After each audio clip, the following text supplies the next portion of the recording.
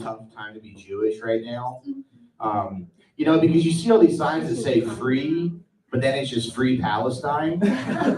You go, free? What's free? Oh, Palestine. Oh, I have that already. All right, we can move on. What? Or I can do another one. Oh, you're upset? I'm sorry. Well, yeah. If I was a Palestinian baby, you could shoot me. Good luck with the war. Anyway. Who wants to walk me to my car? Huh? Anyway, have a good night. God bless. I think it is a tough time to be Jewish right now. Shane.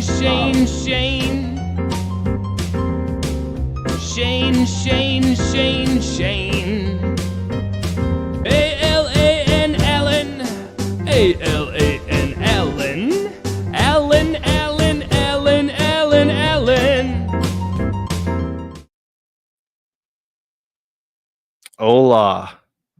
Hey. Episode 47 of the 38th Parallel. Some technical difficulties on my end. I'm not very technical. I'm not very techie. Not very tech savvy, as they say. Whoever they are, I don't know. So I actually, before I get Alan on the show here, I wanted to mention the fact that that guy that we mentioned a while ago, who was set to be executed via firing squad, was executed today.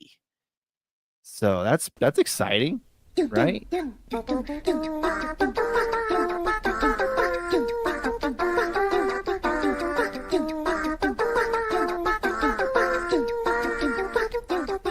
He died the way he lived. Yeah. It'd be funny if they got like a copyright strike from that song. I hope you do. Yeah. I mean, I do all this stuff literally every week, and I don't. Yeah. So maybe they're just out to get you. I don't know. Well, I mean, the first thing of this episode is a guy making Israel-Palestine jokes. Can't do that. Not allowed. Well, I mean, he did, but Our show this week got banned on Facebook. Wow. It's live right now on every other platform. It got banned on Facebook. They said it was for hate speech, and then because it was like it happened during the live stream, which means it was an AI, right? Yeah. Like it's not like one of Facebook's people's watching. It's too late, and so I clicked on it, and of course it doesn't give you a timestamp. It doesn't show you an image. It just says you did this. It's banned. Do you want to appeal? Mm-hmm. And I clicked appeal. I was like, well, I want them to tell me specifically what got it banned. Right. And then it was one of those things where I clicked appeal, and within a few minutes, it spit back out saying, no, we ran it through our tools, and no, actually, it's correct. It's still banned. And I was like, how's that an appeal? No one looked at it. No. So then it offered me an opportunity. It gave me two choices. Either you can go to, re-education training, and then it's not like they put it back up. It's just like, we'll take the warning off your account or whatever. Or you can do an appeal of the appeal. But to do an appeal of the appeal, you have to actually write out, actually fill out a form and stuff and send it in. And then it actually goes to human beings to look at. I don't... It didn't say what got it banned, but I have a very, very strong feeling of what got it banned. What is and it? I'm pretty sure it's based on it's based on an image, because it says like hate speech, but because hate speech could be visual or or audio, right? Yeah. I don't think it was for any words. And I'll tell you what it was. I was doing a bit in the monologue about that Pam Bondi, that dumb blonde bimbo that is covering for Israel. Yeah. I'm scared to show it because I feel like you're not live on Facebook right now, are you? No. Okay, well in that case, yeah. All right, okay. So we're doing the show, right? And I go, Pam Bondi is back in the news this week, blah, blah, blah. Here's a picture of Pam Bondi, to ruin everyone's fantasy of her, because if you see her up close and not on TV, you realize she actually does look kind of old. Yeah. I'm just saying. And then I go, blah, blah, blah, blah, blah. She's... or she said, the reason the Epstein files are not out yet is because they have to comb over it to redact things for national security. And I was like, listen, check this out, guys. This is It's Too Late exclusive. I actually have for you tonight one of the redacted pages from the Epstein files. You guys won't believe it. Here, check this out. And then this was the page. Wow, I can't believe the whole thing was covered. Yeah, well, it's redacted. You can't see who it is. Literally cannot see. Yeah. Yeah, that's the joke.jpg, and it was within moments of that the Facebook feed went down. And I think the Happy Merchant image is banned on Facebook, which makes me want to change my profile picture to it. But like mine, the redacted one. I'm going to do the redacted one. Oh my god. I'm tempted to like go the extra mile and actually take some time tomorrow to like get one of the leaked Epstein pages from the internet just so that it looks legit, and then like in the middle of the various like lines of text and redacted stuff, put the Happy Merchant in it with the redacted thing over its eyes, and make that like my PFP and post it and make it my wallpaper and stuff, and see if that's what it is, if my account gets nuked, because I don't care if it does. I mean, it's no skin off my back. Facebook blows. But all I'm saying is that, you know me, I say things sometimes that some people might not like. What? I know, but I mean it. This is not me being sarcastic. I mean it when I say the last night's show was actually pretty tame. We had some jokes. There were some risque racial and cultural things in the monologue. No. But I think it was that thing that got it banned. And because nothing else, in my opinion, was really even that bad. Well, to blow smoke up my own ass, I like the fact that you did that whole guess what this is a reply to, because Nico tweeted that a couple times. Oh, what is this? And then so yes, it probably wasn't that either. No, it wasn't that. The stream was still alive after the very opening, so it wasn't that. Although that was awesome, and I want you could tell Nico that she's now an intern producer for It's Too Late, and so she needs to find me more of those stuff. Oh, I'll take that. Yeah, I'll take that. Because it's the same thing. Like she spends way more time on X than I do, so I only see that shit because she posts it. If she didn't post it, or if you didn't post it, I wouldn't see it. So sometimes I'll pull up X, or sometimes I'll just be in the middle of the day and I just want to see if like there's any breaking news or something, and I'll just see pop up, "You'll never guess what this is in response to," and it'll be some crazy shit. And I'm like, and of course I gotta know, and then I'm like, okay. That one actually made me lol. Sometimes I see them and it'll just be some random person's commentary, and I don't care. That one genuinely made me LOL. Yeah. The fucking National Pancake Day. I know. Like, what the hell, man? Oh my god. So yeah, I want to make that like a semi-regular, like a recurring segment on the show of guess what this is in response to. Well, I'll even make it some like music and stuff. This show's gotten so fucking stupid. Yeah. Your show for sure, and this show, it's starting to get this. Stupid. It's bleeding over into this show. Yeah. Well, we've only got what 203 days left. It's fine. Plenty of maybe plenty of time, but you can have once fun that ticks now. into the 100s, it's going to start to get a little bit more real. Yeah. It was a big joke when it said 300. Now it says 203. It's getting there. It's getting real close. Yeah. It's happening. Yeah. The Ron Paul gif. Ah.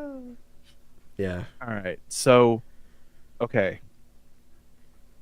I didn't plan on this being the like thing for the show because as I tweeted, hey, we're going to talk about what happened with what Donald Trump said at the not State of the Union address.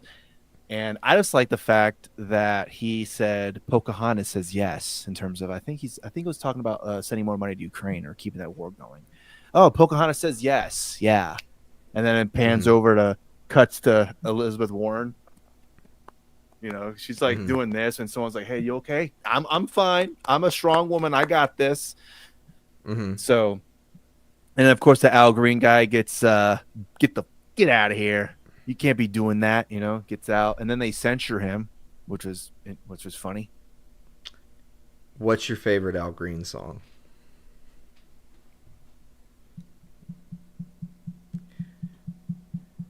I guess I should have asked you if you can name one. I know I can't. You're just... I literally can't name one. I'm sure if you told me one, I'd be like, oh yeah, okay, yeah, that makes sense. Yeah, I know that one, I think. Yeah. Well, my favorite Al Green song is Love and Happiness. It's my favorite one. Love and Happiness? Yeah. You made that up, didn't you? I'm sorry, you guys. My co-host is like 17. He doesn't know. I don't know what you kids listen to these days. I listen to some bangers. That's what I listen to. Yeah, like hell yeah. Exactly. I actually unironically like that.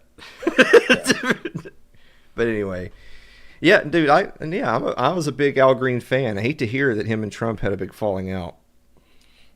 Well, you know, Trump is a big loyalist, and you got to be loyal to him, you know, for the most part. So wasn't loyal to him during the speech, so you got to get him out of there.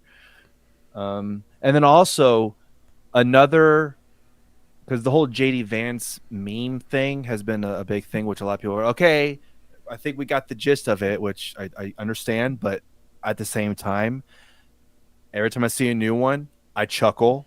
I have a little smirk, like, that's pretty funny. They're just basically memeing him to the presidency at this point. Like, you're just gonna meme him to That's exactly what I was just about to say. They are trying to meme him into the White House for the next 12 years. They're doing it on purpose. Yeah. Oh yeah. I think we talked about this last week that I can't help but to be a cynic. I mean, you know, when you're ruled by rapists and pedophiles that demand your taxes every April 15th, you can't help but be a little bit cynical.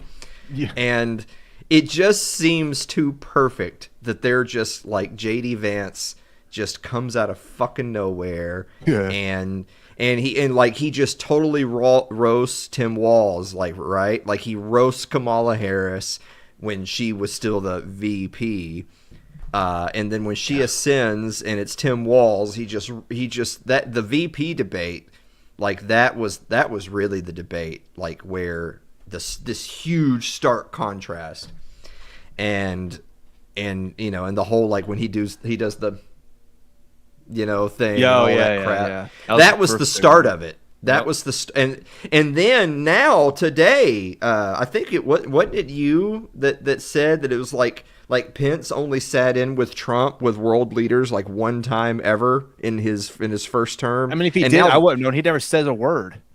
And now Vance is at like all of them. Vance is like front row and center for all of the big stuff. And that's just not traditionally how the VP has rolled, even when there was like it was, you know, perfectly like good relationship. Yeah, there's JD Vance and Kaczynski. Let's go. Yeah. He should have changed it to that should have been his portrait right there. TD Vance. Yeah. That is actually pretty good. That one actually looks legit as opposed to a lot of the other ones that are clearly cartoonish. That one doesn't look cartoonish at all. But yeah, man, it just seems too perfect how everything is lining up for him to, because I think the way they're going to look at it is that it's going to be the Wild West next year, or not next year, but next election cycle for the Democrats, and it's, you know, and you're waiting to see like, well, who is the DNC going to anoint as the future leader of the party, and is there going to be a lot of infighting to determine that? Versus on the right wing side, it's like, well, obviously this is Trump's last term, so who's it going to be? Well, I mean, I'm sure, you know, the GOP is still going to have a primary, and I'm sure there's still going to be multiple people run. Of course, a lot can happen in like 3 years and change. A lot can happen between now and then. But in the current course we're on, like, are Nikki Haley and Ron DeSantis going to run against J.D. Vance? J.D. Vance murders them. I mean, it just... Yeah. Especially if Donald Trump himself comes out and says J.D. Vance was the greatest vice president of all time. He's the greatest vice president of any administration. Yeah, and then, yeah, he steamrolls the primaries. So, yeah, man, it just... I've even seen people, like, we talked about Brian McClanahan before, where he's like, he strongly believed that Michelle Obama is being groomed to be the next president and that she's going to run for the Democrats in 28 and she's going to steamroll everybody. I've even seen people like him saying now that A, he's no longer 100% sure that that's happening, and B, maybe J.D. Vance wins. Like before, he was positive Michelle Obama would run and she would beat literally anyone that runs against her. It just doesn't matter. Don't even bother trying. She's going to win. Now it's like, actually, J.D. Vance maybe wins. And maybe we are getting ready for a 12-year, at least, run of Trump/Vance. And the Democrats are like a permanent minority for over a decade. That's crazy to think. That's not the tune people were singing after 2020, right? After Biden won, people were like, this is it. It's over. Woke wins. You know, everyone get ready to chop your dick off. You're a girl now. Yeah, I know. And now it's like, look how much changed in a few years' time. And now it's the exact opposite. Everyone's like, dude, the Democratic Party's dead. J.D. Vance is the next president. It's over. But in the same way that it flipped, it could flip again. We don't know what's going to happen in the next few years. Yeah, it's way too early predictions. For all the things that people are hype about right now, there's always a chance that J.D. Vance and Trump have some kind of a falling out. There's always a chance, because he's been known to do that with people. Trump and Pence. Yeah. There's always a chance that Trump meanders his way into some global conflict because he listens to the wrong fucking people. You know, imagine, like, I could tell you right now, if you said to me, hey, Alan, I just came from the future, one thing happens that completely derails the Trump train and J.D. Vance gets blown out in 2028. Can you guess what it is? And I would say, oh, we started a new war in the Middle East. A new war in the Middle East after finally the end of Iraq and Afghanistan. Of course, I mean, I say the end. They're still fucking bombing places like Somalia and Libya. And I mean, there's still shit going on. But I mean, like, I'm talking like full scale, Iron Curtain, boots on the ground, you know, officially declared, you know, night vision of the rockets at night and all that bullshit. If they start a Middle East war in the next few years, that would destroy all the momentum and the Democrats would be back in. Even though the Democrats are actually the war party, they would get back in because people don't want that shit, and Trump would be blamed, and rightly so if it happened in his watch. So it's like if I woke up tomorrow and the United States was at war with Iran, that's it. Trump's done. He's out. That would ruin his legacy, and then the Democrats would win in 28. But if that doesn't happen, if something like that extreme doesn't happen, I don't see the script flipping. I think J.D. Vance wins in 28, and then we get another a full fucking 12 years of the memes. Can you imagine?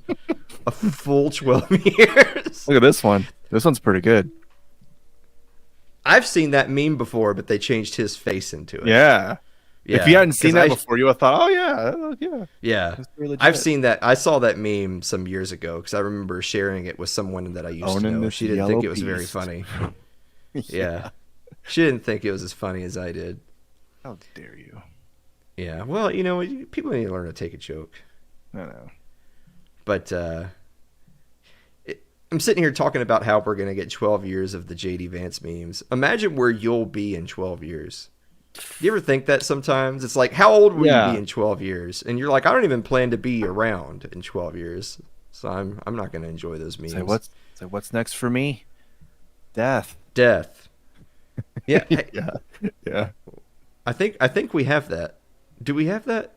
No, that was last week. Shit, that was last week's show. Oh. Yeah, dude, it all runs together. Last week's show had that clip in it, so I could have played it, but That's a shame. oh well. I need to start like just keeping these things in OBS just so that I can whip them out. Trying to find something because you had said that the Democrats are the war party now, which, during the Bush years, you would have thought if you, 20 years from now, the Democrats are going to be the war. But people are like, the fuck you smoking? Like, what are you talking about?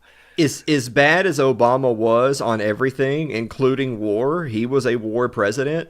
He still got elected because he was the peace president.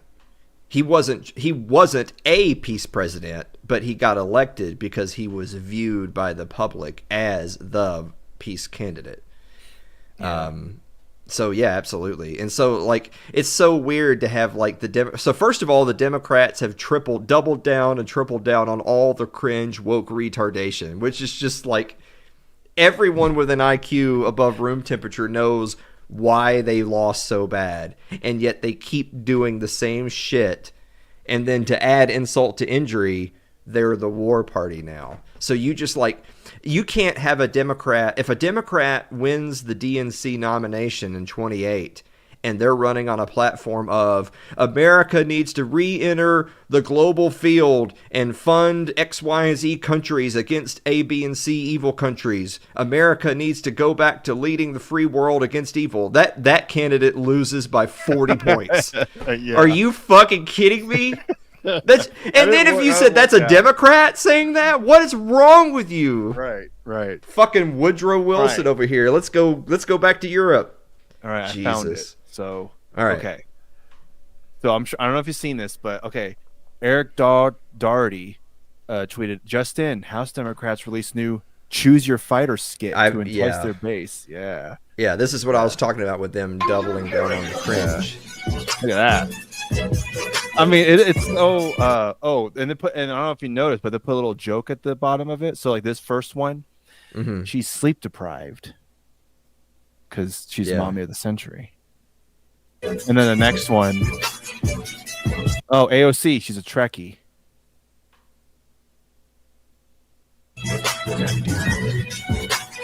Rep Lauren Underwood hates balloons. I don't even know who that is. Yeah, I don't know. Catherine Clark, not into hair dye. Great. Judy Chu, too sweet. That's not I mean, your mind can wander with that one. I'm not even going to touch that. Jasmine, this lady. I've seen her a bunch now. She's another one of those like JD Vance people where it's like, where the fuck this lady come from? I could see her being a huge player here in the next 4 or so years for sure. They're gonna try. They're trying to, but she's too cringe. The funny thing is that they're gonna promote her, but her career's already over. She's already done on the national stage. Yeah. The real question is why is Texas of all places churning out such absolute dick shitters? Like, my God. Yeah, her, Dan Crenshaw, you name them. The list goes on and on. Oh, yeah, I saw somebody had shared that earlier today. Somebody had shared a graphic of her, Crenshaw, and somebody else. I forget who it is now. It might have been old Fishmouth, the dude that said he was going to take everybody's guns. What was that guy's name? He ran against Ted Cruz and lost. Beto O'Rourke. Beta O'Rourke. Yeah, it had them pictured with, and it just said, "What's wrong with Texas?" I don't know. I don't know. Yeah, I don't know. Like these aren't just bad. These are awful. Yeah. So yeah, I don't know. But she's not a morning person, according to this video. Well, getting up early is racist. So that's why. Yeah, that's true. She likes to go to sleep at midnight and wake up at 10. Yeah. Susie Lee, 2 sprained fingers.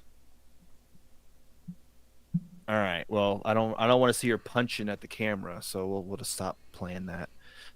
So yeah. Sorry about that, everybody. Yeah.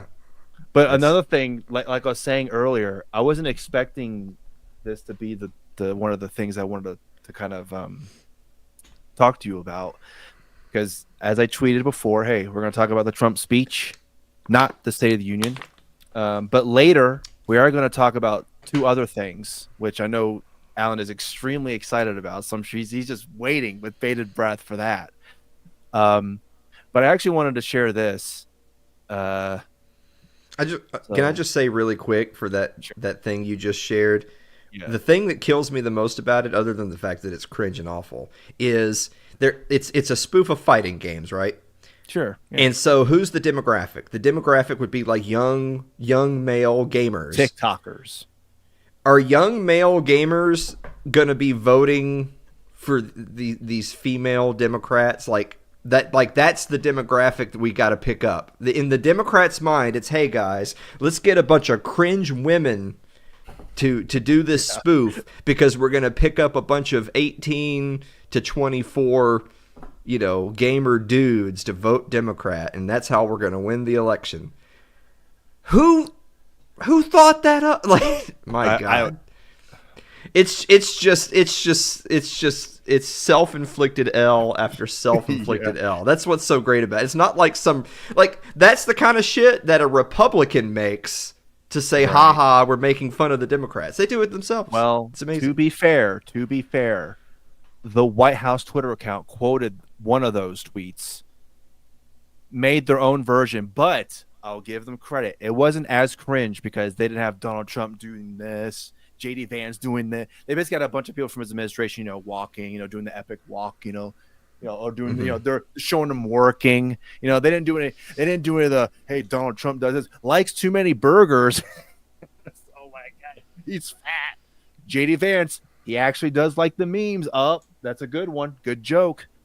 Yeah, Tulsi Gabbard. What race is she? She doesn't even know. Like some random stupid joke that they're gonna have for her or whatever.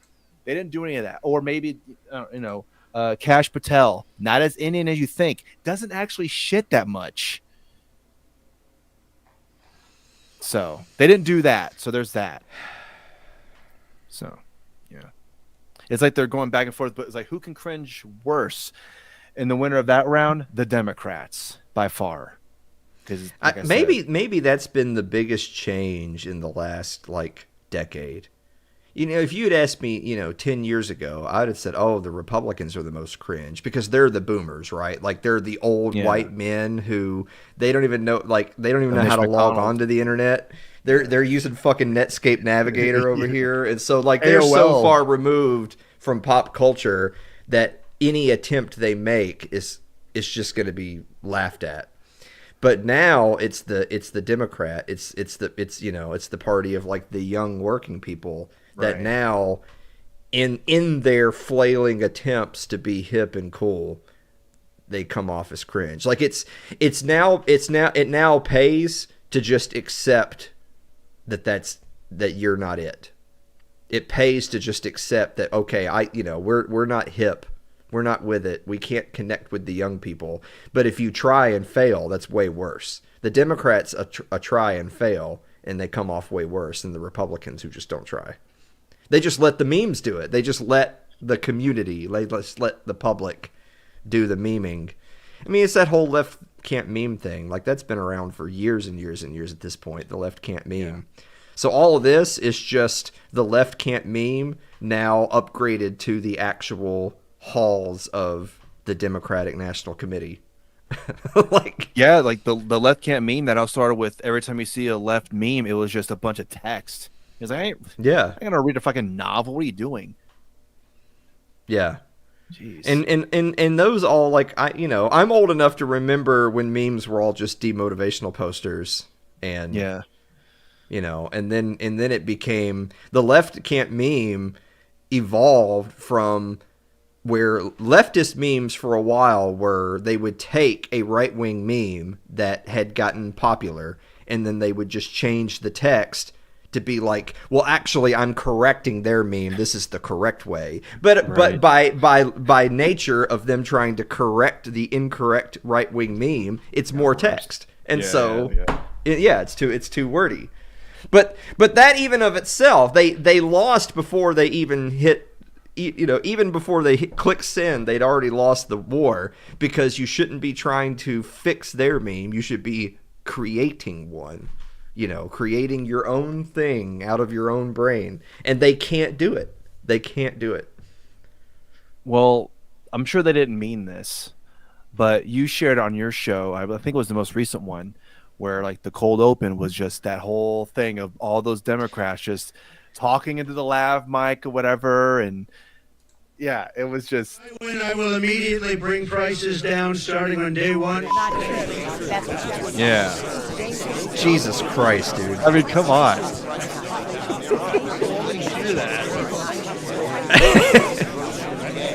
And I like how it just keeps going, and then for some, like, it just gets lower and lower. Well, yeah, I like how, because they all did it at a slightly different speed, and so they start dropping out,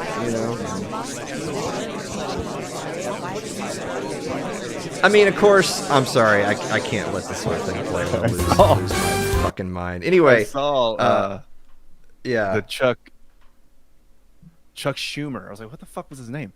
Chuck yeah, Schumer. the guy who grills with his cheese still in the plastic. Yeah, He's the one that looks like that redacted thing you showed earlier. He looks just like that guy. He does. Yeah.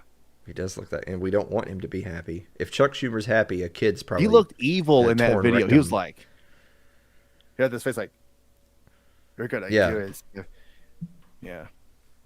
I mean, and even that, it's like they're so cringe. They've been so cringe just this week that they've already won the cringe award for 2025. Yeah, cringe.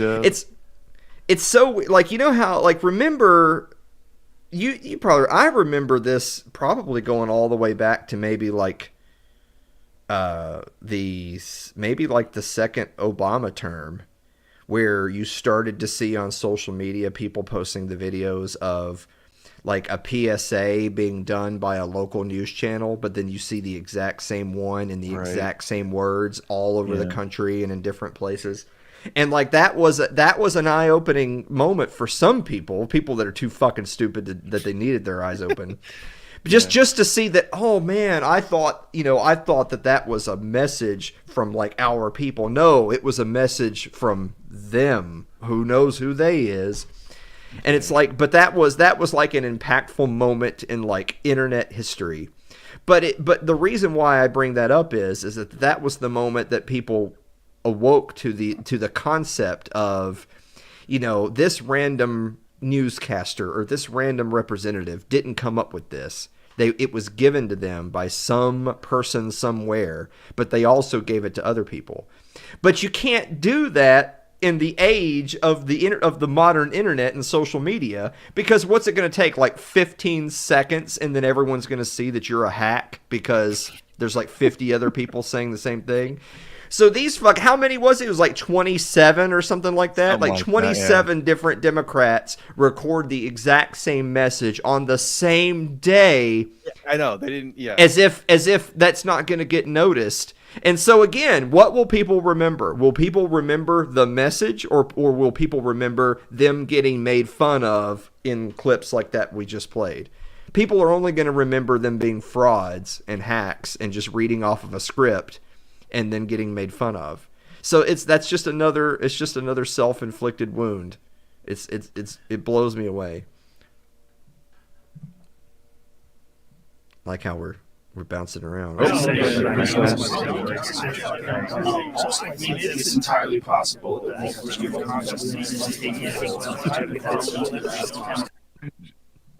it's entirely possible. Yeah, I like that. At least that's the same guy, though. If it were like 15 different popular podcasters all saying the same words, then it would be suspect. Yeah, sure. Yeah. Oh my God.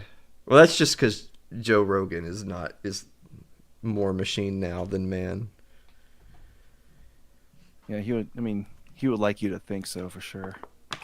What do you think about Joe Rogan having people on and talking about the Jays? Wow.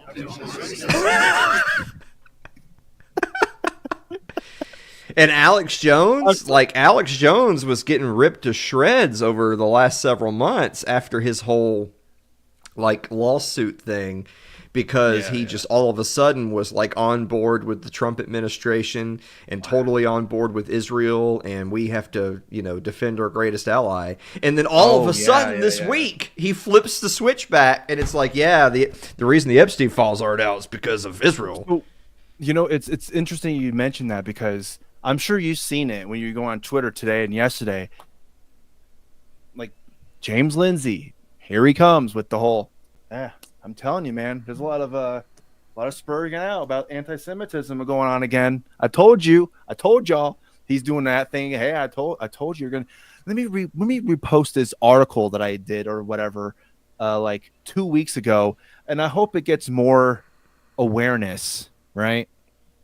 And it's because Ian Carroll went on Joe Rogan, and there's people who are probably he didn't even go far enough, or some people are mad. Why'd you say it like this? You didn't go deep enough on this. Why'd you do that? Or just the fact that he was even on there, it's making people going, oh. And also Daryl Cooper is gonna be on there. That. Yeah, he's gonna be on there. And yeah. James Lindsay was fucking flipping. He's like, what the fuck? I can't believe. You know why he's mad? Because he hasn't been on since he was on fucking 10 years ago. That's why. Yeah. Why am I should be on Joe Rogan. He's mad that he's not part of the Trump administration, like Laura Loomer. Laura Loomer's mad that it can't be a coincidence that right after Ian Carroll goes on, and some of the things that Ian Carroll said are stupid, and he's a shit lib on certain topics. But he's totally right about the connections to Epstein's connections to Israel and Mossad and all that. And it's just it just being a giant blackmail operation. But it's not just that he said it. It's that he affirmed it. It's the way he said it. He affirmed it as we all know this. This isn't me. This isn't just this isn't just, hey Joe, listen. I have a hunch about Israel. No. He didn't say it like that. He was like, we all know that the reason why the files will never come out fully unredacted is because they're trying to protect Israel and they're playing cover for these fucking monsters.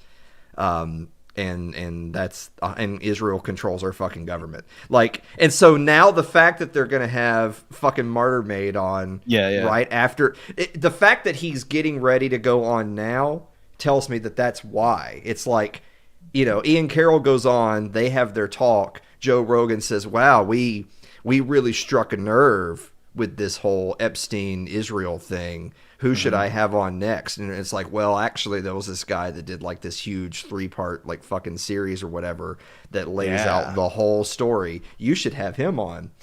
And so I fully expect that they're gonna get really into the weeds, and it's gonna really, really, really piss off the people who call everyone they don't like a Nazi. Well, here's another thing about this too that I saw. So here on Zero Hedge, it says less than half of Americans now sympathetic towards Israelis.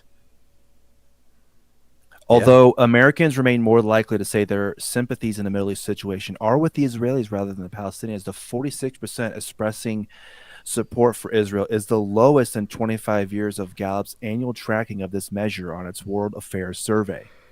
The previous 51% low point in this trend of American sympathy for Israelis was recorded both last year and in 2001. Yeah.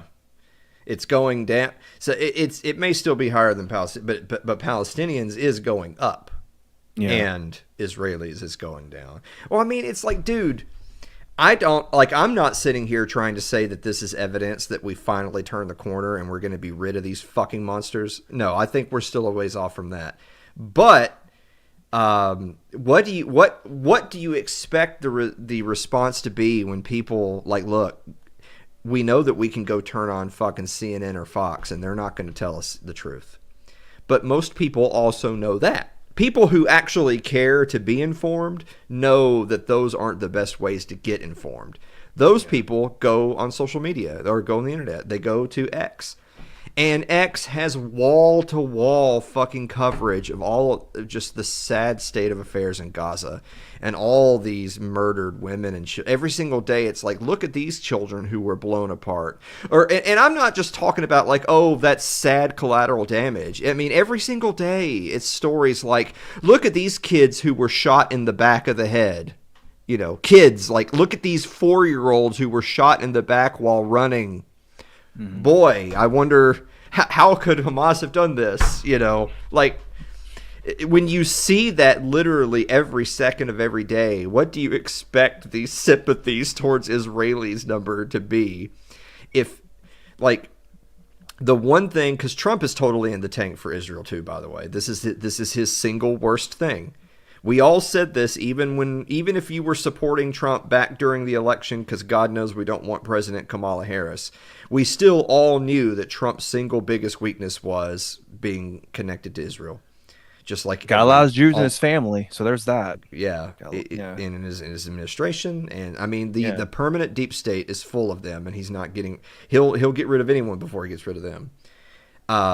However, he has at least gone on record as saying, and I know he said a lot of tough talk bullshit, like, if Hamas doesn't do X, then fuck the Gazans, is basically what he said, but not in those words. He's also said, kind of funny if he did say that, fuck the Gazans. It's like literally. He's also said that the reason why Netanyahu has the troubles that he has is because of this, is because of the way the war has been waged, and because anyone can go on the internet and in 5 seconds. You basically said it right next to him. Yeah, he did. It's like, look, hey, guess what, Netanyahu? I'm going to buy Gaza. How do you think about that? Huh? What do you think about them apples? All that was retarded bullshit, but it's just the fact that, look, right next to that guy. He's like right there. I know. He's looking, I'm like, the fuck? If every single day it's a new horrific war crime being reported on, then your support amongst the global community will just be eroded and eroded and eroded.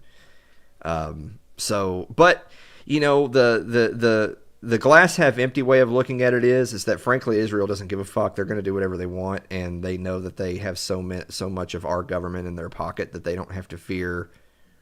They don't have to fear any genuine, legitimate pushback right now. On the other hand, they're playing a very poor long game right now, which is if you're so willing to flout your power and influence, and like the way they go after people like Thomas Massey. Thomas Massey is legit. He's like the only fucking legit guy in Washington, D.C. So when you see the entire Jewish lobby saying we hate Thomas Massey, that makes people go, but I thought he was the only good congressman. And spend all the money against him, and then he still fucking whoops their ass. Well, the fact that they came out just like this past week and said, like, you know, if Thomas Massey decides to run for that open Senate seat in Kentucky, they literally said, quote, we will spend infinity money. We will have an endless. They got it. They're Jews. You know, they don't like wasting money.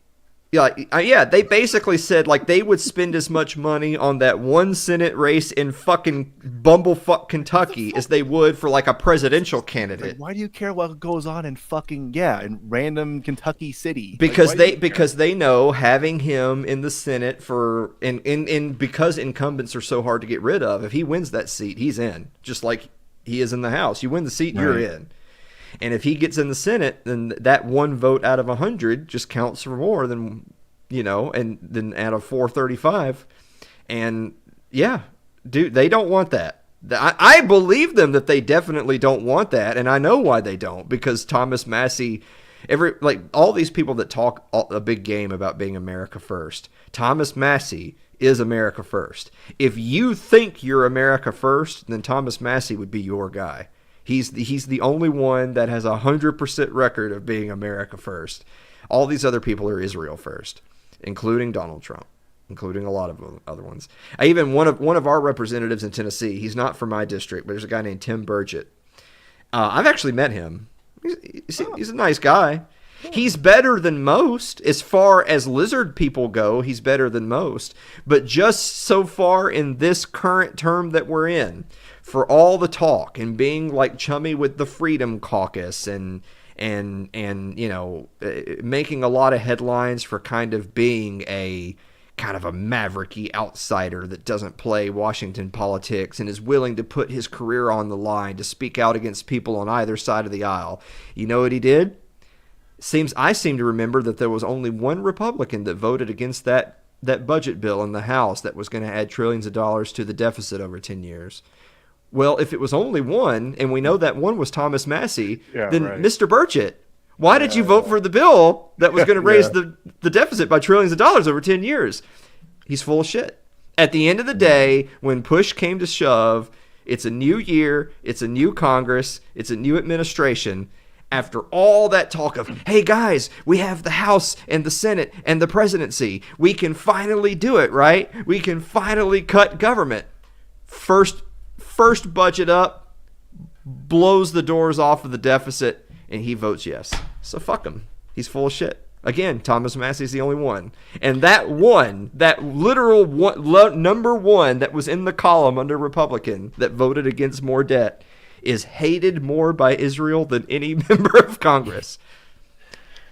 Well, see, that also, because of the fact he's the only one that did that, like, okay, you voted no, but it's going to go through anyway. So sadly, that vote really didn't, it's not going to do anything because it's, okay, good for you. You're the one Republican. Well, guess what?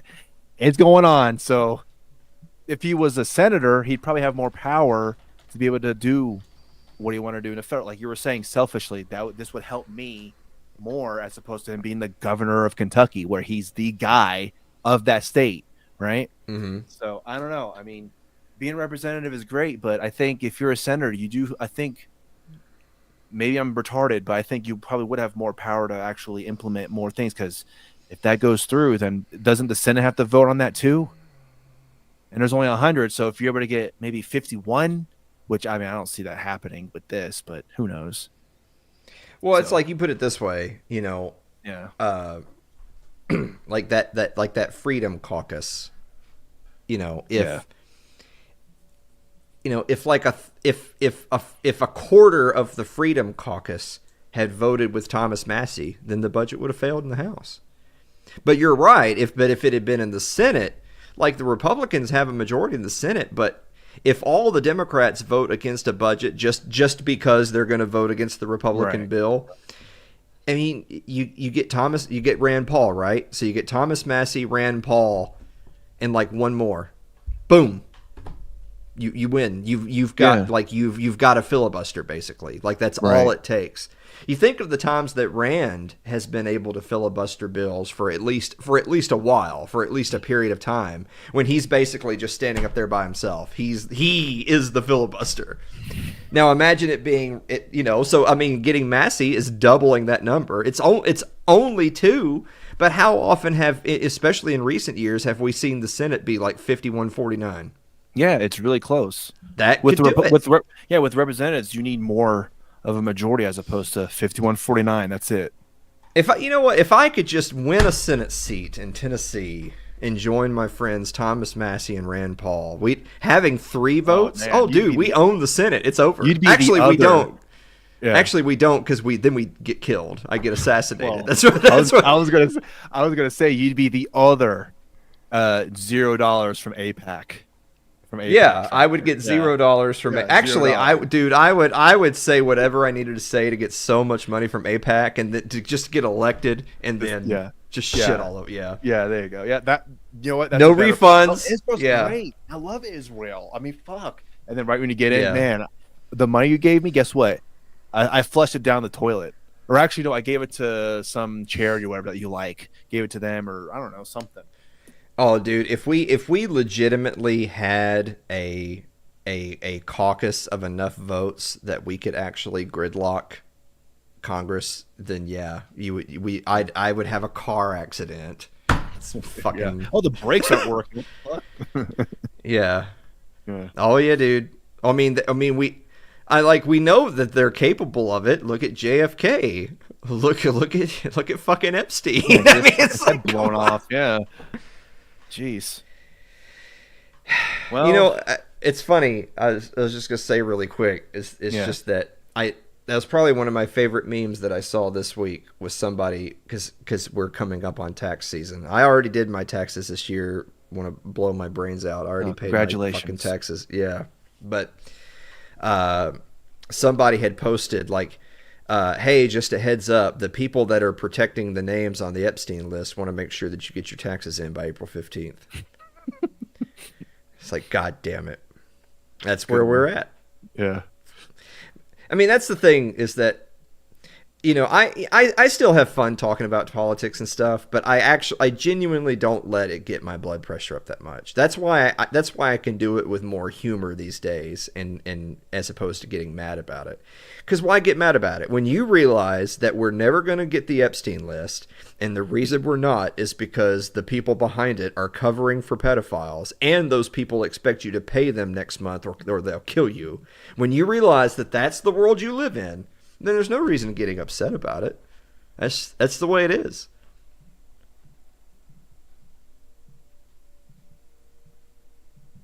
What are you doing over there? Oh, God. What's going to happen? Reminder, people who have hidden a list of child rapists from you for half a decade need those taxes in the mail by April 15th. Yeah. There you go. Yeah. Mm-hmm. I was scrounging around looking for that one. Literal rapists and pedophiles and murderers need you to pay them in the next month. So they can do that more. They can do more of that. Yeah. Yeah. And if you don't, you go to jail or you die. That's it. Well, to circle back, you know, as Jen Psaki would famously say, we got to circle back to another one of the topics that I was going to talk about. That I know you're very excited about. I know you're really excited to talk about. I'm going to play the finale music. But so obviously we know, because we were joking about it, that Gavin Newsom has a podcast out. The first episode just came out, right? Mm-hmm.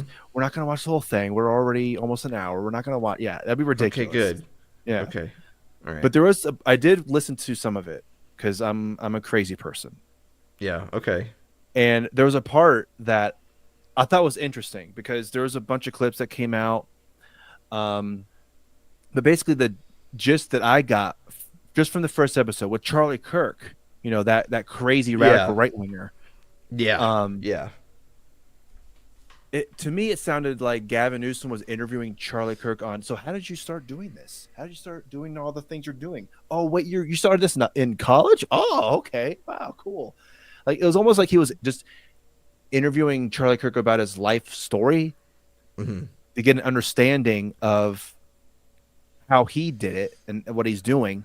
But anyway, I wanted to show this part. So we're gonna watch this part where I think this is the part to me that made me go, oh, I see what he's doing now. Because, I mean,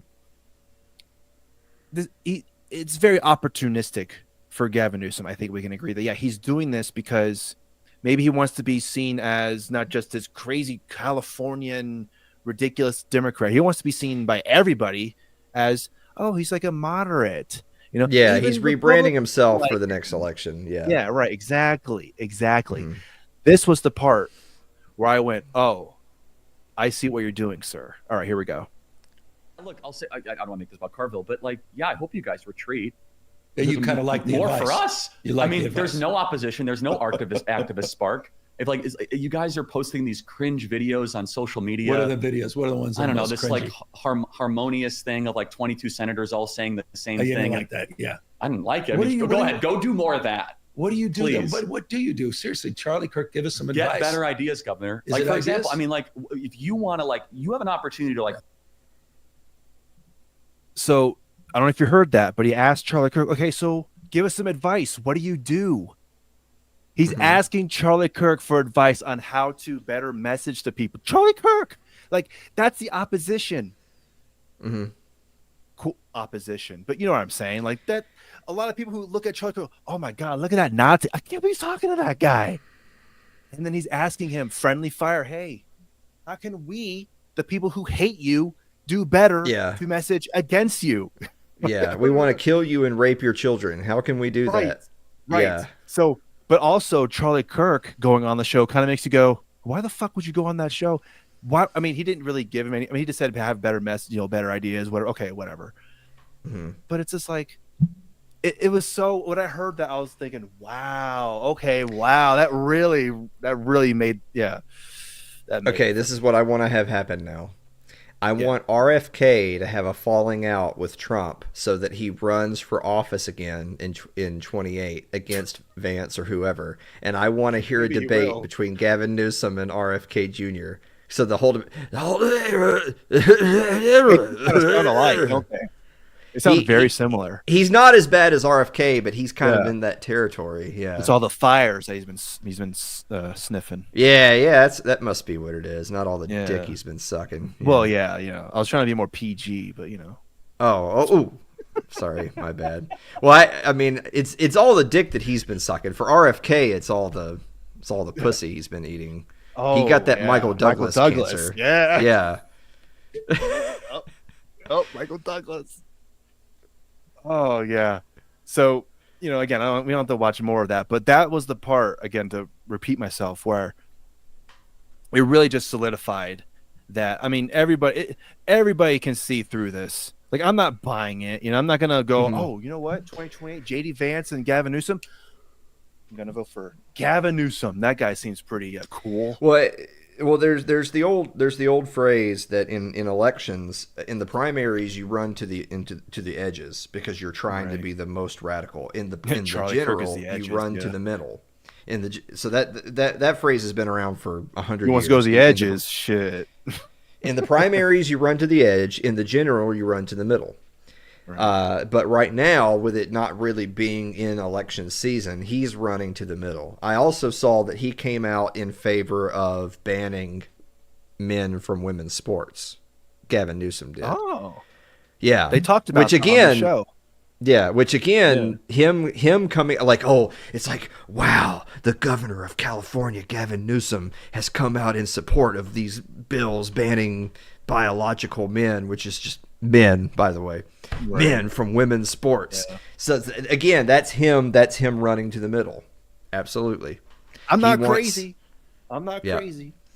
He may be trying to do it early so that come next primary season, instead of him running to the fringe, he may try to sell himself to the Democratic voting base as, look, you guys, being these radical progressives in our party like Bernie Sanders and he'll throw those motherfuckers under the bus. Oh, sure. He'll throw them under the bus and saying, they're the reason why we lost you guys. We need to get back to our traditional democratic values of being for the working class and for the little guy. I mean, blah blah blah blah blah. I mean, on the intro of his show where he like previewed, oh, I'm going to have a new podcast and whatever, he said that he was going to talk to, I don't remember the exact phrasing, but he said he was going to talk to more conservative right-wing people to kind of get a better understanding. Charlie Kirk, there you go. First episode. Because you would think, oh, Gavin Newsom, you wouldn't think Charlie Kirk first episode. Like, if you didn't have any preview whatsoever, and you see the first episode of Gavin Newsom's podcast, you go, Charlie Kirk. Okay. So if we're going to go down that road, then who would be the next person? Ben Shapiro? Like, is Ben Shapiro is probably going to be on that show for sure. I'm thinking. Yeah. Right? So his version of getting like dissenting voices Dan Crenshaw. is, his version of getting right-wing dissenting opinions is hardcore neocon Zionists. Which, by the way, neocons are by definition they are leftists. They literally were Democrats that left the Democrat Party and joined the Republican Party and then took it left wing and made it war. That's literally what neocons are, and the people that he's lining up for the show are neocons. So basically, he's just bringing in a different brand of leftists onto the show to make himself look more palatable to right-wing voters who have been duped to vote for those people. So the real question will be, will he succeed? Will he be able to get a whole bunch of Democrats to vote for him, but also get like the neocon boomers to vote for him, and that be a coalition big enough? Yeah, if Bill Kristol's 100% voting for him, if he's the nominee in 2020, 100%. Oh, I'm voting for that. Yeah, vote yeah, for exactly. But, but or will those people have lost so much influence? Like those people, like Bill Kristol. You mentioned Bill Kristol. This is the least relevant Bill Kristol has ever been. He has next to no relevance right now. If he is totally irrelevant come 2028, which I predict he would be, then it'll kind of be like Jim Cramer, when Cramer says, "Hey, everybody go buy, Apple," and then Apple tanks, everybody go buy whatever, Chevron, then Chevron tanks. If Bill Kristol is the Jim Cramer of politics and he says, "Guys, we have to save America by voting Gavin Newsom," then you'll know, boom, he's done. He's out of here. Newsom loses. Yeah. Maybe. I don't know. Or maybe they make a resurgence. We have no idea. A lot can happen in a few years. Well, also I saw that, and I may have mentioned this before on the show, where Kamala Harris was possibly going to run for governor of California, and she's also possibly running for president again in 2020. Yeah. So she has these options now. So if Gavin Newsom is doing this specifically to look more moderate as once we get to general, whatever, and he runs for Democrat, is Kamala Harris going to also run against him? Like, if she's so power hungry, she wants that presidency. I want the presidency. I don't want governorship. Fuck that. That's too Tim easy. Walz I is got that. planning on running again. Oh, fuck. Can you imagine Kamala Harris versus Tim Walz? Do that. I want that race. Fuck those people. Not in a good way. Mm-hmm.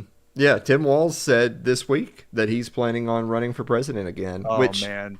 That is so again, bad. the fact that they would even entertain him running again is like, I would be shocked. It's the same thing as Kamala. I would be shocked if there's not party leaders in the DNC behind the scenes saying, "Look, guys, y'all, you had your turn.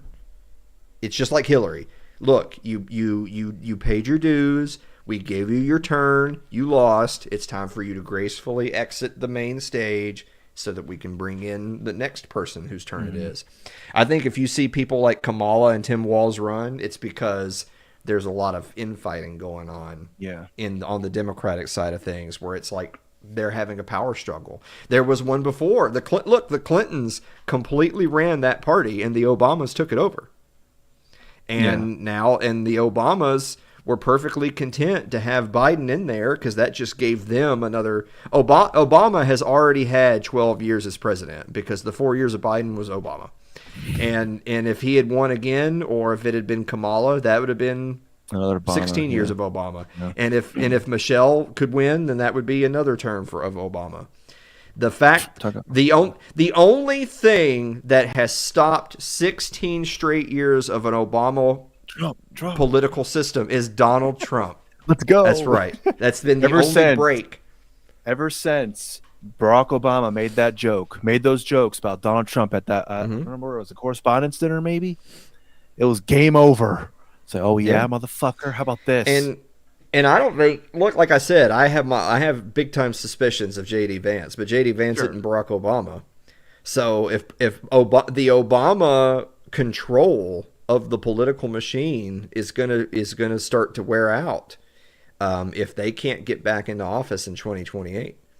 And so the DNC is going to anoint whoever Barack Obama says, who he controls. My wife. And so what they don't want is the holdovers from the previous cycle, all these losers, because that's what they are. Harris, Walz, they're losers.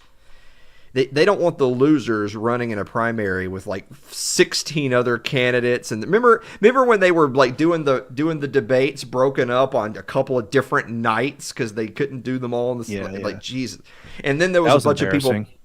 It not only was that embarrassing, but then you had people butthurt because it's like, well, the DNC is basically putting the stars on the first night and then the rest on the second night, which basically look, if the DNC is not even going to it's just like the way they treated Ron Paul. It's like, look, if they're going to make it a hassle for you to even get on stage, then they're sandbagging you. They're kneecapping you. You're not going to have any realistic chance of winning in the primaries.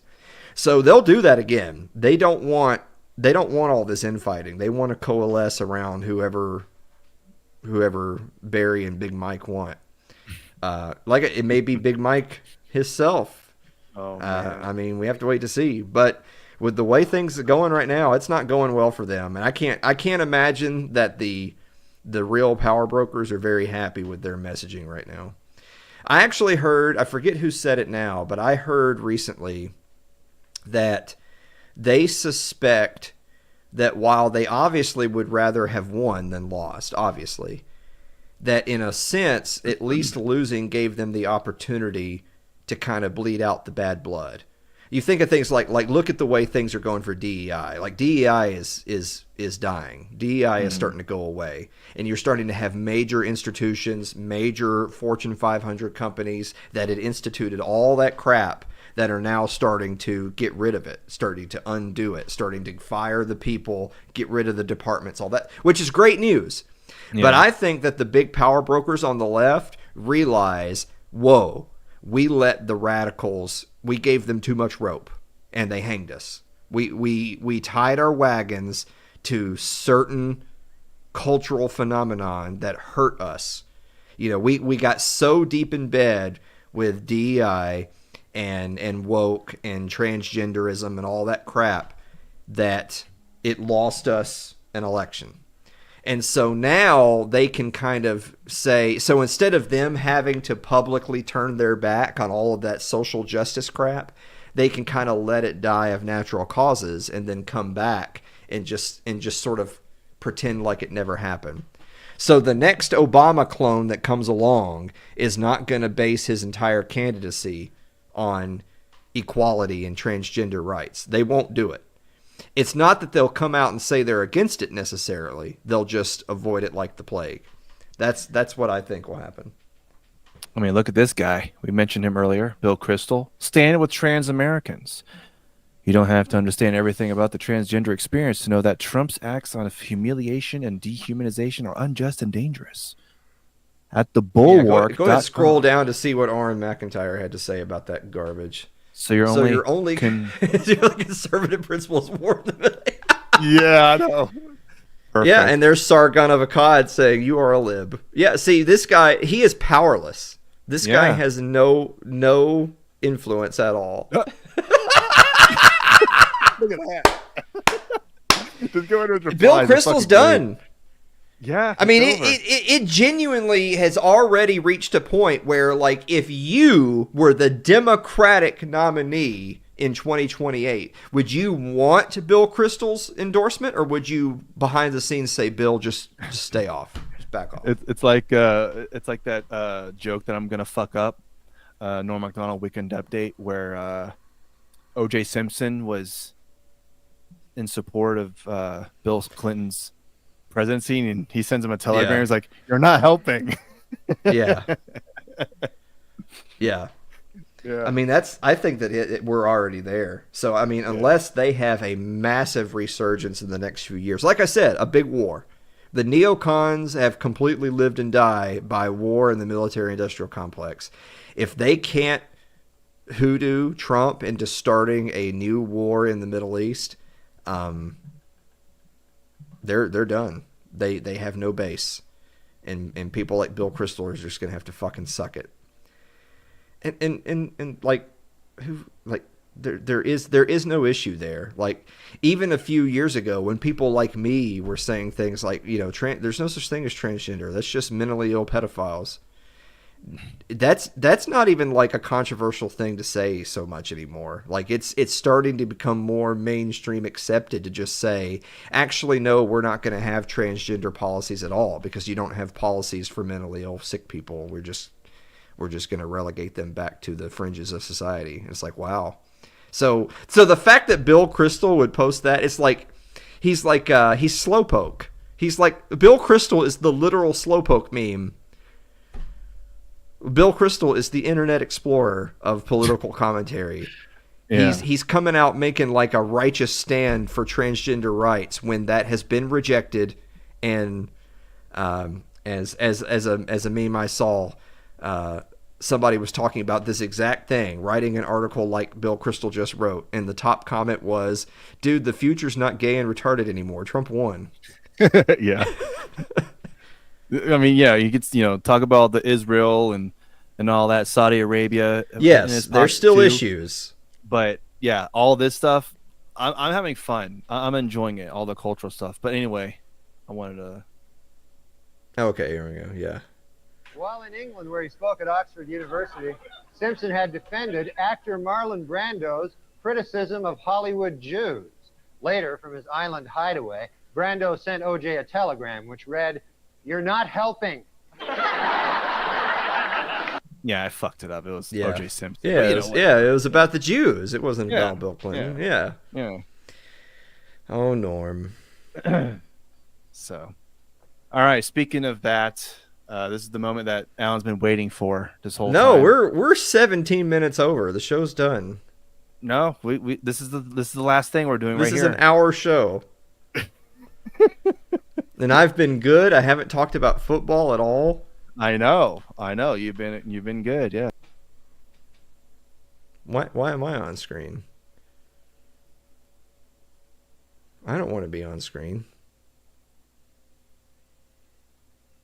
Am I just hosting the show now? Take myself out of the freaking.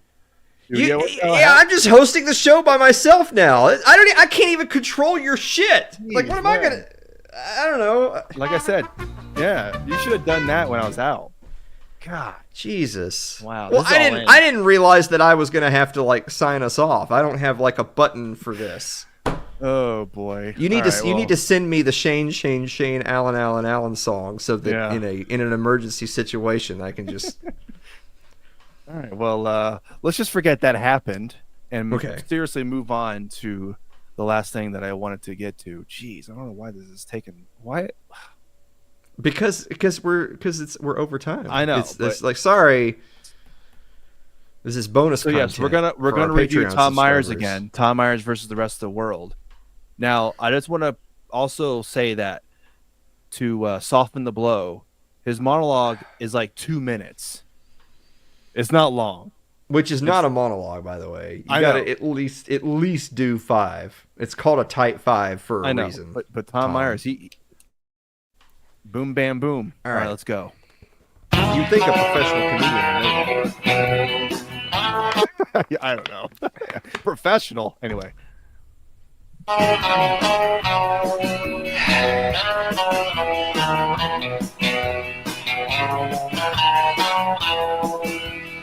Hello, and welcome to Tom Myers versus the rest of the world. A lot's been going on. We're recording this episode just before Donald Trump is scheduled to address Congress tonight in the first such speech in his second term. Of course, I'm obligated to say this episode was recorded before Trump canceled the speech and instead gave it in an underground bunker at Mar-a-Lago while wearing a Hannibal Lecter mask made of gold. That punchline took for fucking ever. We're like what? But, what is this? But it's not. That can't qualify as a punchline because there's no setup to that. That's just words. Yeah, it's like, okay, Donald Trump says the speech while he's in an underground bunker wearing a Hannibal Lecter mask and whatever the else fuck he said. Like, how many fucking tags do you have to do in a span like 2 seconds? But there was no there's no reference to Silence of the Lambs or Anthony Hopkins. If it had been like Anthony Hopkins reference into Hannibal Lecter, LOL, like that's a joke. I know. But there was no setup. It was just the speeches tonight. Trump's a cannibal. It's like, okay. All right. That should help in the edit. Of course, as is customary, one cabinet member will be chosen not to attend the speech and will be the designated survivor in the event of a mass casualty situation, to which said cabinet member will respond by saying, "Why should I have to be the one to survive this shit?" It's fitting that Trump's first address to Congress in his second term takes place on Mardi Gras, when most Americans... Hold on. Was that the joke and we're already into the next joke? Yes. Okay. I told you, we're looking at this the wrong way. Maybe you're supposed to be playing me Tom Myers jokes, and then I try to fix it on the spot. He went the exact opposite way. That's the reason why that joke didn't land. So what was the joke? He said, so he brought up the one member of Congress is chosen as the designated survivor so that they're not all in the same place at the same time. And then the punchline was... that's bad for him because why do I have to survive this shit? The joke should have been 180 degrees the other way. The designated survivor who's not there to hear Trump's speech, because remember Tom Myers hates Trump, he's a shit lib, is, whoopee, I won the lottery. Like, I'm the lucky winner. I don't have to be there. Yeah. But his punchline is the opposite of what it would be a terrible joke, but the joke should be, I don't have to listen to the shitty speech because I hate Trump and I'm a shit lib, not this sucks, I'd rather die. How is that a joke? I don't know. So anyway, the setup was there. The setup was just kind of putting it in the audience's brain, the designated survivor thing. Right. The joke should have been that was the lucky one because he doesn't have to be at the shitty speech. Jesus, Tom. My God. All right. And he didn't even wait for any laughter. Yeah, I know. Yeah. That's what I was saying. It's like, are we still on the same joke or are we on a different joke now? I'm not even sure. Because the last episode that we saw was like joke. And then joke. Like this one was his panelists today are not buying it. So I don't know. The occasion accordingly. Takes place on Mardi Gras, when most Americans will be commemorating the occasion accordingly. Drinking, puking on the street, and sleeping it off in an alley. Basically, they'll be practicing for the economic impacts of Trump's second term.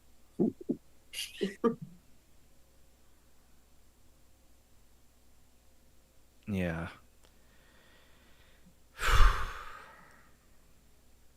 I might have cut it off there at the beginning, but even then.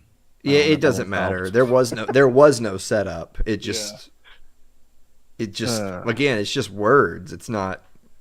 It's so loosely connected that it doesn't fit. It would be like again. I'm sorry, going back to the whole like Hannibal Lecter thing. Yeah. If you at least had put, again, the setup has to be, you have to put into the minds of the audience something about Hopkins or Silence of the Lambs or, what, like there has to be some setup that leads you to visualizing Trump like being wheeled in on the dolly, right, with the mask on, like you have to set it up so that it makes sense that you're putting Trump in the role of Hannibal Lecter. He's only got 2 minutes though. He's only got 2 minutes. Yeah, we're like halfway fucking done with the monologue, and it's just All right. Okay. Yeah, it's gonna get better. I feel like he's gonna save his best for last. I think you're right. Yeah. Okay. We're now seeing things pick up from the first Trump term, which he concluded by breathing out toxic fumes from his bout with coronavirus just before the election, to being sworn in this term and saying, okay, now that I'm back in power, how can I even be more deadly and contagious? Donald Trump this week announced he was placing tariffs on products. See, he didn't even wait for laughs again. That makes it. I think there's some no confidence in those. Yeah. Yeah. Or he desperately needs those random broads on there who just go. I don't know. Maybe he got some like negative feedback of them being fake laughs, and he told them to back off on it. Who knows? I mean, they are fake. No one's seriously laughing at this, but. And I think all the panelists, I believe, Chip Jones, Polite Kitty, Allison Chadwick, and True Nguyen. Yeah, whatever. All right. Donald Trump this week announced he was placing tariffs on products from Canada, Mexico, and China. Of course, by the time this episode drops, he may have pulled out of the executive order faster than he wished. He had pulled out when his daughter Tiffany was conceived. Ooh. At least that one got a little bit. So. Okay, so it was almost a joke. Yeah. It was almost a joke. So what I thought he was going to say, because this is my fault, I was giving him too much credit that he was going to write a joke. Benefit of the doubt, yeah. What he should have said, like, what was the name of the porn star in the Hush Money trial? Stormy Daniels or whatever? Yeah. Stormy Daniel. So the joke should have been faster than he pulled out a Stormy Daniel. Then it would have at least been that's a callback to his scandal with a porn star, and did he or didn't he? It still wouldn't have been good, but it at least would have made sense, right? Like, it invokes in the mind of the listener, oh, that's a thing about Trump and his, in his past with this woman. But Yeah. no, it was a random dig at like his daughter. It's weird. Yeah. And I don't know of any evidence of Trump saying, "I hate my children. I wish they weren't born." Actually, it's the opposite. If anything, he's a little bit too clingy with his kids. So again, that joke doesn't work because Trump's not actually that guy. Of all the things you could make fun of, what you could make fun of is he's the grab him by the pussy, I fuck porn stars guy. You could have made that joke, and instead it's, bet you wish you didn't have this kid. You're like, Yeah. actually, I think he's cool with his kids. I'm sorry. I thought Trump actually is like, I mean, for all of his faults, he seems to like his kids. So almost. So far, we've had one reasonable setup, and then the punchline totally flubbed it. And then we had one where the punchline was actually the opposite of the joke. All right.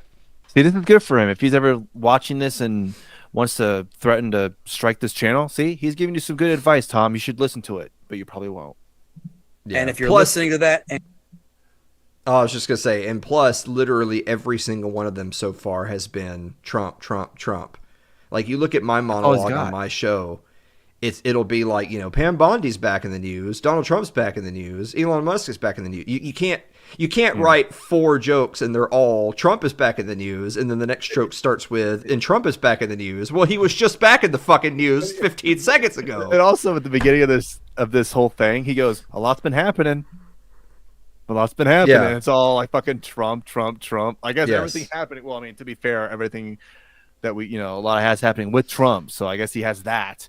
You're just, I mean that's to be expected. But if you go watch any monologue from any late night host, sure, they're going to talk about the current president and whatever. There was tons of Bill Clinton jokes, around Lewinsky. Of course there was, but they can't all be that, because if you're, of course, a real comedian would do like a type 5, and in 5 minutes of jokes, you've got to cover more ground.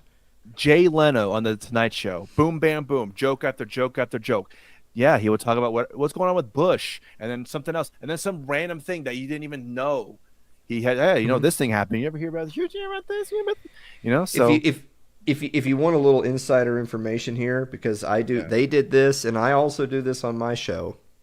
You know how when you're reading a newspaper, there's the different sections. Like there's like the local news, then like state or like regional, then national, then sports, then entertainment. And if you ever notice, that's also how they do it on your local news TV. Like when you turn on the news, they always start with like the breaking news, and then the local, and then the weather, and then the national, and then the sports. It's just like the sections of a newspaper. That's how you do the monologue in late night. You kind of start close, expand out, pop culture, sports, politics, whatever. But you do it like sections of a newspaper. Yes. He's still on the same topic, and the monologue's like almost over. Yeah. So now you can't unhear that. They're all like that. I do that. I'm not like ashamed to admit that. You go from in to out. You don't start with, and tonight's huge story is this about the world, and then go to, and by the way, I stubbed my toe. You don't do that. You go the other way. You go in to out. Anyway, I'm sorry. Let's all right. Big finish. Big finish. We're going in and out too. This is the big finale right here. Tom Myers.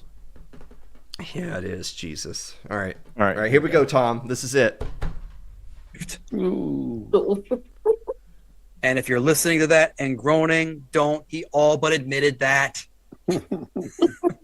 Trump also signed an executive order designating English as the official language of the United States. This will affect a lot of people living in this country who don't have a strong grasp of the language. For example, Donald Trump himself. Despite a lot of the cuts to various... Yeah, so there you go. Another Donald Trump joke. Right when you hear that, I know where this is going. Boom.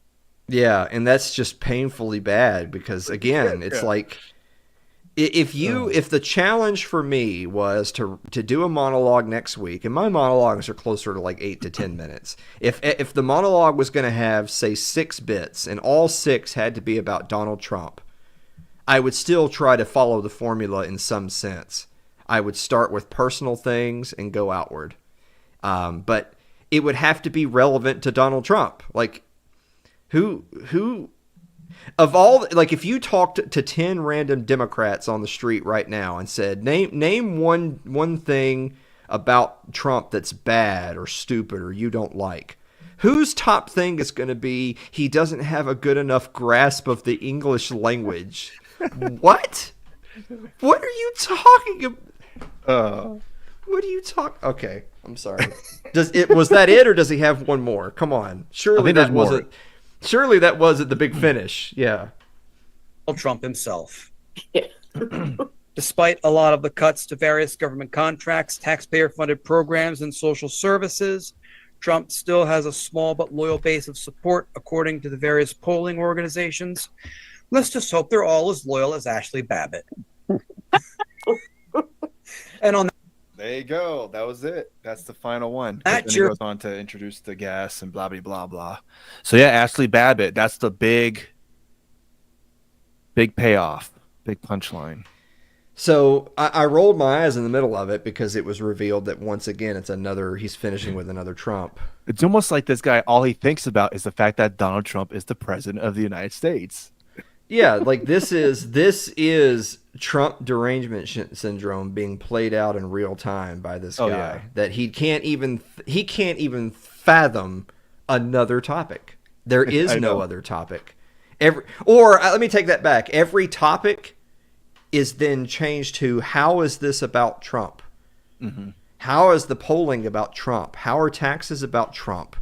How is the government about Trump? How is